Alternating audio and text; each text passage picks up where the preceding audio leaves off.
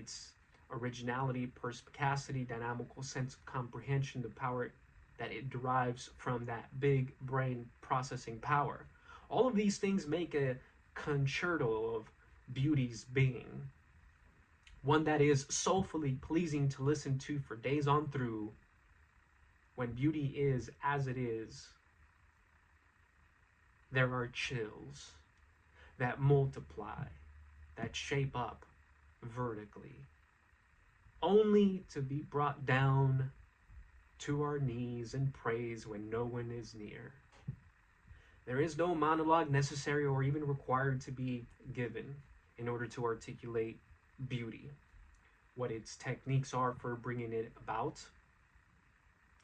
But yet, such things are prevalent in schools, particularly schools of art.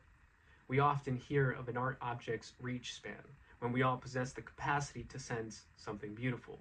We've become susceptible to being criticized by outlanders, non-native people of our lands, because beauty, with all its blazing glory, has been ripped out of its soul.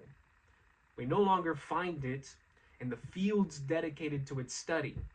Isn't it interesting that every now and then we get a Hendrix or a Joplin or a Picasso or a Van Gogh, whoever the fuck that guy is, to remind us of how we have transcendental power, that very same kind of power that allows us to supersede. Yes, that's right, you guessed it, the bullshit. Of course, our cities are shit. Of course, they're filled with needles. Of course, they're filled with shit, human and in some cases, alien shit. Of course, they're filled with homeless men, homeless women, and in some cases, children. Some because of abandonment, some because of misfortune, some because of mental torture, and some because the psychotic state has a warped sense of compassion.